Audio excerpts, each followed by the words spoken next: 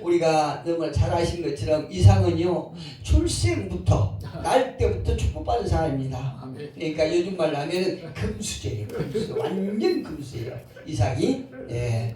그래서 그가 이제 성경을 통해서 알다시피 그가 살고 있는 곳에는 흉년이 그가 날 때부터 복받은 복을 안고 난 이삭이 살고 있는 그곳에 흉년이 들었다는 것은 무엇인가 우리가 생각할 때 모순적인 것 같아요. 예. 우리가 알다시피 아브라함에게 허락하신 땅은 젖과 꿀이 흐르는 언약의 땅이거든요. 축복의 땅이거든요. 그런데 그것이 흉년이 들었다는 게 조금 이상해요. 이것이 흉년이 들었다는 것은 이상한 말처럼 우리에게 들립니다. 그런데 우리가 조금 더 눈을 옆으로 돌려서 성경을 보면 우리가 하나님 나라에 도달할 때까지 그 나라에 갈 때까지 항상 축복 속에 역경이 임한다는 것을 우리가 알 수 있습니다. 예, 고난이 있으면 또 하나님의 위로가 있고 또 하나님께서 만이신 있으면은 슬픔이 있고 우리가 이렇게 양면성을 가지고 이 땅을 살아간 걸 우리가 볼 수 있습니다. 우선 십자가를 한번 생각해 볼까요? 하나님이신 예수님은 십자가에서 돌아가셨습니다. 그분은 우리의 구원을 이루시기 위해서 피와 물을 다 쏟으신 분이세요. 우리가 주님 앞에 빚진 자잖아요. 예, 그리고 그 십자가로 인해서 우리는 구원을 받고 또 은혜를 받았습니다. 이것이 바로 하나님의 계획이고 뜻입니다. 생각해보면 십자가는 수치고 고난이에요. 네. 십자가는 사람에게 수치요 고난의 상징입니다. 다시 말씀드리면 가장 은혜로운 것이 가장 큰 고난의 상징이라고 하는 것은 분명히 역설적이에요. 예, 우리가 하나님의 은혜를 받고 하나님의 백성이 된 후에 그대로 나가서 얼마나 좋겠습니까? 그런데 하나님의 계획은 그게 아니라는 거죠. 하나님께서 풍성한 은혜를 주신 가운데 또 우리에게 고난을 주신 것이에요. 그러나 우리가 이 십자가를 붙잡고 어느 상황에서도 주님만을 의지한다고 하는 그 순간에 은혜가 충만해진 줄 믿습니다. 아멘. 지난 한 주간에도 우리가 살아가면서 은혜와 고난과 역경이 계속 이렇게 겹쳤을 줄로 짐작합니다. 그러나 우리가 이 시간 예배를 통해서 그 가운데서 우리가 십자가를 붙잡고 그분만을 의지한다고 그러면 이번 한 주간도 능히 예수 이름으로 우리가 은혜가 충만한 한 주가 될 줄로 믿습니다. 아멘. 그리고 하나님께서 우리에게 준비하신 힘과 능력을 넘치도록 줄 줄 믿습니다. 아멘. 시편 119편 71절에 보니까 시편 기자는 이렇게 말합니다. 그 71편에 보니까 고난 당한 것이 내게 유익이라? 고난을 주고 한 사람 없어요. 그런데 그것이 분명히 내게 유익이 된다는 것입니다. 고난 당한 것이 내게 유익이라? 이로 말미암아 내가 주의 율례들을 배우게 되었나이다. 할렐루야. 저는요 예수를 믿고 많은 은혜를 받았어요. 여러분들도 그 은혜 가운데 지금까지 이렇게 살아온 줄을 믿습니다. 아멘. 저 역시 참 세상에 이렇게 죄악 가운데 살다가 하나님의 은혜로 말미암아 은혜를 많이 받았어요. 그런데 은혜를 받고 목사가 됐는데도 지금 생각해 보니까 참 너무나 흠이 많았던 사람이에요. 너무나 모순되고 흠이 많고 뾰족한 돌처럼 그랬거든요. 그런데 하나님의 그 계획에 따라서 하나님의 섭리에 따라서 여러 이렇게 허들을 넘고 그러니까 여러분 학교 다닐 때 허들 경기 해보셨죠? 예. 그 허들을 몇 번 넘고 보니까 가만히 지금 생각해 보면요 하나님께서 나의 생각을 바꾸기 위한 것이래요. 나의 생각을 바꾸기 위해서 그 많은 장애물을 주셨더라 이 말씀이에요. 그런데 그 여러 가지 고난과 어려움을 겪고 난 후에 지금 바로 생각해 보니까 하나님께서 나의 믿음을 성장하게 해서 나의 믿음을 더욱더 견고하게 해서 하셨다는 걸 내가 고백합니다. 이것이 우리가 겪어야만 되는 나그네 인생이라고 생각하면 우리는 틀림없습니다. 우리가 이 나그네 인생이 겪어야 하는 것, 하나님의 은혜를 받은 자로서 이 상황 속에 우리는 긴장감이 충만해요. 나그네 인생은 믿음의 선진들이 걸어갔고 우리도 가야 하는 것입니다. 똑같이 걸어가는 거예요. 그래서 우리는 믿음과 두려움 사이에 늘 긴장감을 우리가 겪으면서 살아갑니다. 오늘 본문 1절 2절 보니까 아브라함 때에 첫 흉년이 들었더니 그 땅에 또 흉년이 들매. 아브라함 때 들었던 흉년이 그 아들 이삭의 시대에도 또 흉년이 들매. 이삭이 그랄로 가서 이 흉년을 피해서 먹고 살기 위해서, 생명을 유지하기 위해서, 가정을 살리기 위해서 그랄로 가서 블레셋 왕 아비멜렉에게 이르더니 여호와께서 이삭에게 나타나 이르되 애굽으로 내려가지 말고 내가 네게 지시하는 땅에 거주하라.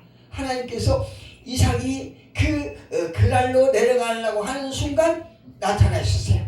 그래서 네가 이곳에 머물면 내가 너에게 복을 줄게, 이렇게 합니다. 저와 여러분 같으면 이 순간 어떻게 했을 것 같아요? 저는 솔직히 하나님 말씀을 거절했을 것 같아요. 왜? 내가 지금 눈앞에 당장 내가 죽게 생겼고 우리 가정이 죽게 생겼는데 지금 하나님의 말씀에 내가 순종한다고 그래도 내일 당장 끈이 때거리거리가 줄지 않을지 모르잖아요. 그런데 지금 내가 알기로는 애굽에 풍년이 들었어요. 그런데 하나님 말씀을 순종하였습니까? 그런데 이삭은 달랐어요. 이삭은 당장 하나님의 지시대로 가는 것을 포기하고 말았어요. 지금 생사에 걸린 상황에서 애굽으로 옮겨야 하는 이 상황에서 자기의 뜻을 접고 하나님의 말씀에 순종한다는 거예요. 이건 보통 믿음이 아니에요. 쉽지 않은 결단이거든요. 그러나 믿음으로 보았던 순종 뒤에 오는 이형은요, 이삭으로서는 최고조의 갈등에 놓이게 됩니다. 그 이형이 무엇입니까? 아내 리브가가 너무나 예쁘게 생겼어요. 너무나 잘생겼겠죠. 천목사 사람 같아. 아내 리브가가 너무나 아름다웠기 때문에 자기 생명의 위험을 느끼니까 뻥치는 거예요. 뻥쳤어. 이삭이 뻥치는 거예요. 어떻게 뻥칩니까? 얘는 이 여자는 내 아내가 아니라 내 누이라고 뻥친 거예요. 참 어떻게 보면 참 비겁하지요. 예, 생명이 위험해도 아내는 아닌데 그게 어떻게 보면은 아내를 지키는 길인데 인간이 그래요.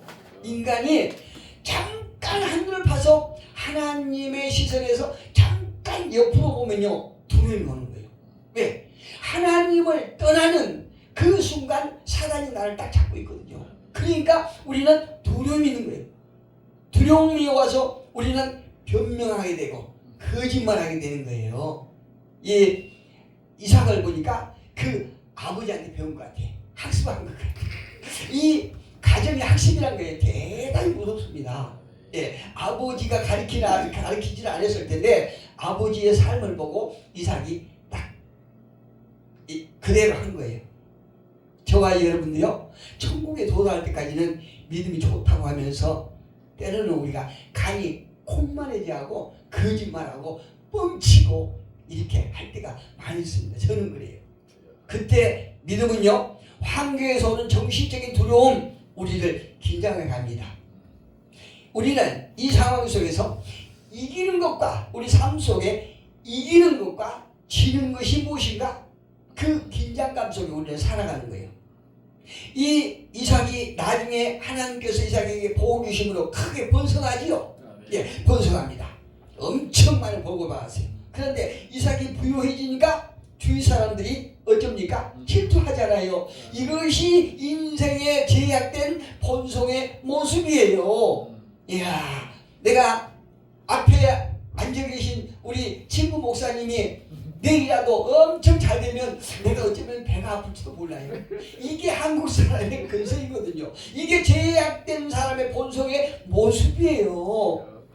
지금 이 순간 우리 친구 목사님이 참 잘 됐으면 좋겠습니다. 빨리 사역장이 주어졌으면 좋겠습니다. 이게 간절하게 기도하는데 너무나 감사하게도 내일 당장 어떤 하나님의 섭리대로 아주 큰 역사가 일어나서 사역장을 보러 다닌다고 합시다. 그러면 같이 다니면서 어쩌면 내가 배 아플지도 몰랐어. 이것이 인생의 본성이네 이 말씀이에요. 이삭이 그렇게 부유하니까 하나님의 주신 은혜로 부유해지니까 주위에서 막 질투를 합니다. 그래서 유목민에게 가장 중요한 우물을 빼앗기기도 하죠. 하나님 은혜로 우물을 파면 물이 나와요. 또 파면 물이 나와요. 그때마다 거기 있는 사람들이 와서 우물을 빼앗잖아요. 그런데 저는 여기서 중요한 교훈을 얻었어요. 이 이삭이 우물을 몇 번이고 빼앗기지만 그때마다 어떻습니까? 그들과 다투지 않았어요. 나는 절대 안 뺏기라고 막 그럴 것 같아요. 그런데 다투지 않고 지는 편을 택했다는 거예요. 이것이 우리가 정말로 오늘 경쟁사에서 살아가는데 굉장히 쉽지 않은 일이에요. 좋게 말하면요, 이 이삭은 그들 당시 호인이었어요. 나쁘게 얘기하면은, 나쁘게 표현하면은 바보지요. 예, 바보짓을 한 거예요. 오늘 세상에 남의 입에 있는 밥풀도 빼먹는 세상이잖아요. 그런데 자기가 그 식솔들과 많은 우물을 파는데도 뺏길 때 한 번도 다퉜다는 얘기가 없어요. 다 포기하고 다 주잖아요. 여러분 당시 이삭도요 보면 부친에게 물려받은 하인들이 많았을 것 같아요. 워낙 부자니까. 그런데 이삭이 마음만 먹었다 하면 자기 하인들 동원해서 그들과 한판 붙을 정도로 붙을 만도 하지 않습니까? 그런데 그는 그렇지 않냐고 화평적으로 이렇게 택한 걸 볼 수 있어요. 우리는요 이 땅에서의 삶이 항상 이긴다면 너무 좋겠지요. 그런데 질 때도 있다는 거예요. 져줄 수도 있다는 거예요. 아멘. 궁극적인 승리는요 하늘에 있기 때문에 그런 거예요. 아멘. 이 땅에서는 경우에 따라서 질 수도 있다는 것을 우리가 명심하시고 우리가 악을 이길 때에 항상 선으로 이기는 우리 모두가 됐으면 참 좋겠습니다. 아멘. 저는요 가끔 무조건 막 이기려고 하는 어떤 상황에서도 어떤 것이라도 막 이기려 하는 그 승부욕이 강한 사람들 보면은 어떨 때는 또 부담될 때가 있어요. 인생이거든요 그게. 우리는요 나그네 인생길에서 이길 때도 있지만 오히려 지는 것이 더 현명할 때도 있습니다. 때로는 소유 다툼에서 지면 개인은 물론 가정도 어려움이 처할 때 있거든요. 그런데 우리가 때로는 그럼에도 불구하고 우리가 어려움을 감수하고 져야 될 때가 있다는 거거든요. 그렇다면 나그네의 삶이란 무엇이라고 생각하십니까 여러분? 어찌 보면 하나님께서 저와 여러분에게 원하신 것은 축복에 반대되는 행복보다는 성화를 추구하는 삶을 원하실 수도 있다는 거예요. 그 이유는 무엇입니까? 저와 여러분은 하나님께서 사랑하신 자녀요 하나님의 백성이기 때문에 그렇습니다. 예, 그분은요 독생자를 내놓으시고 우리를 자녀 삼아 주실 정도로 우리를 아끼시고 사랑하신 것입니다. 그 정도로 사랑하는 자녀지만 때로는 우리에게 역경과 두려움을 허락할 때는요 그만한 분명한 목적이 있다는 것이에요. 하나님께서 아무 목적 없이 우리에게 고난과 역경을 주신 것이 아니라는 것이죠. 로마서 한번 볼까요? 로마서 8장 29절에 보니까요 사도 바울은 이렇게 말합니다. 하나님이 미리 아신 자들을 또한 그 아들의 형상을 본받게 하기 위하여 미리 정하셨으니 이는 그로 많은 형제 중에서 맏아들이 되게 하려 하심이라. 그리고 우리는 그 맏아들을 본받는 것을 원하신 것이에요. 예수님께서 우리에게 말씀하시기를 우리가 예수님을 통해서 받아야 될 그 교훈은 예수님의 삶을 본받는 것이에요. 이 말을 거룩해지는 성화라 이거거든요. 하나님께서 우리를 택하시고 구원하신 이유는 바로 당신의 형상을 닮게 하기 위한 것입니다.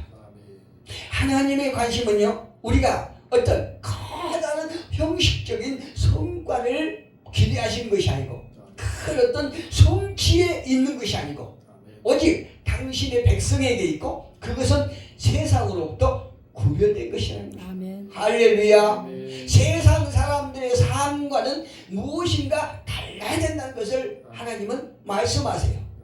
다시 말씀드려서 주님은 우리와 친밀 관계를 원하신다는 거지요. 누구든지 예수 안에 있다면 나의 내면이 변화되는 것이에요. 하나님의 형상으로 닮아가는 것이에요.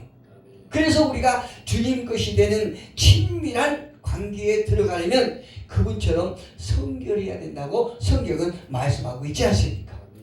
어떻게 해요?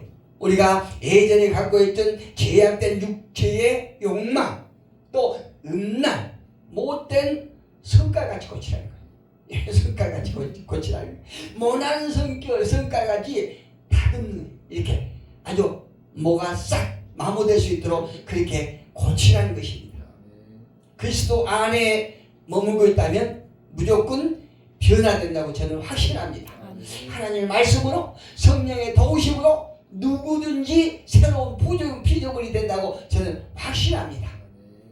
물론 그 어떤 속도에 조금 차이는 있겠지요. 그러나 그리스도 안에 있는 자들은 어떤 악한 자라도 다 내면이 변화될 줄로 믿습니다. 아멘. 세상에서요, 행복을 선호하지 않는 사람은 한 사람도 없습니다. 저도 그래요. 우리 모두가 이것을 원합니다. 그렇지만 주님은 우리에게 고난과 어떤 불행을 주시고서라도 그리스도 닮아가기를 원하시는 사실이에요. 제가 며칠 전에 그 새롭게 하소서 그 프로그램 있지요? 여러분 아시죠? 새롭게 하소서 그 프로그램을 보니까 어떤 거제도에서 젊은 목사님이 오셨어요. 근데 그 거제도에서 오신 젊은 목사님이 지금 40살쯤 되신 것 같아요. 40이나 41살쯤 되신 것 같은데 그분이 거제도에 가는 것은 전도사 때, 신학생 때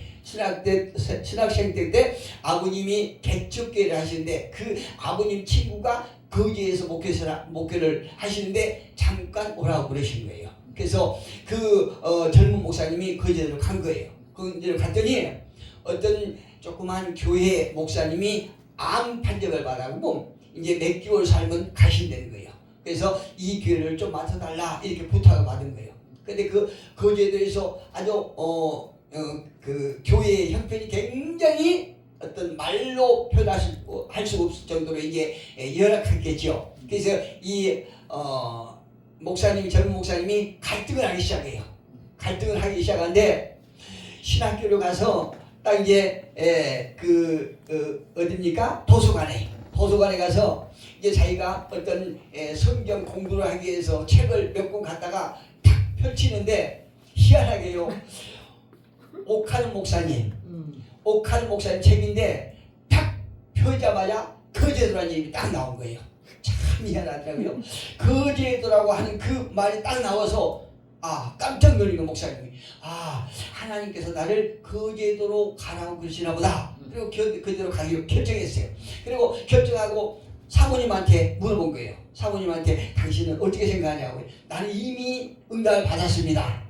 사모님이 그런 거예요. 그래서 사모님이랑 같이 간 거예요. 그러니까 그때 당시에 이 목사님이 35이니까 사모님은 그것 더 어렵겠죠. 그래 가셨는데 거기서 목회를 좀 하시다가 사모님이 35쯤 됐을 적에 사모님이 암에 걸린 거예요. 암에 걸려서 새롭게 하셔서 그 스텝이 주요문인가 그렇지요. 주요문이하고 또 배석한 여자분 혼자 하고 남자분 있는데 우느라고 프로가 잘 진행이 안 되는 거예요. 얼마나 슬프지. 그 목사님이 말씀하시는데 참 슬프더라고요. 그런데 그 사모님이 가셨어요. 그러니까 그 새롭게 하셔서 나오는 그때부터 5년 5년 전에 가셔서 이제 큰 딸이 9살, 그 밑에 아들이 5살. 근데 5살짜리, 9살짜리를 데리고 목회를 할 수 없지 않습니까? 그래서 이제 장례를 치고 집으로 이제 장례차를 타고 가는 중인데 이제 목사님이 결정을 다 했어요. 아, 내가 이 시골에서 사모당 계시고 두 자녀를 양육을 할 수 없겠다. 그래서 내가 도시로 목회 여기서 그만두고 도시 가서 목회를 해야 되겠다. 이런 마음의 결정을 하고 장례버스를 타고 가는데요. 목사님 앞에 앉은 권사님 두 분이 하시는 말씀이 두 분이서 하신 말씀이 이제 사모님 가셨으니까 우리가 성도들이 각 가정에서 반찬 한 가지씩 해서 우리 목사님을 섬깁시다 이렇게 말을 한 거예요. 그러니까 그 말을 듣고 목사님이 절대 거기에 떠날 수가 없잖아요. 그래서 다시 거기서 목회를 하는데 야 정말 그 목사님 대단히 훌륭하시더라고요. 거기서 목회를 하면서 어느 날 비행기가 거제도 앞을 쫙 지나가니까 어떤 할머니 권사님이 야 저 비행기 한번 타봤으면 좋겠다. 그러니까 그 목사님이 비행기도 한 번 안 타보셨나요? 그러니까 한 번도 안 타봤다고. 그래서 그걸 가지고 이제 기도를 한 거예요. 목사님이 기도를 하시는데 서울 어떤 그 경제적으로 좀 있는 교회에서 후원을 해서 그 성도들 여자 성도님들 10분을 모시고 제주도를 여행을 다녀오시더라고요. 그 중에서는 99세 된 고사님 계시는데 휠체어를 태우고 이래서 그 목사님 혼자 그 10분의 성도들을 제주도 구경을 시킨 목사님이라고요. 근데 그 스토리가 얼마나 대단하고 슬픈지 몰라요.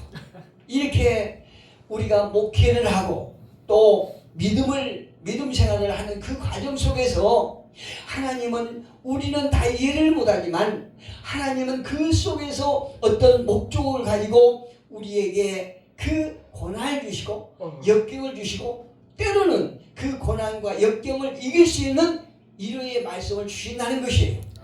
제가 잘 좋아하는 토조 목사님은 영적인 사람을 가리켜서 이렇게 말씀하십니다.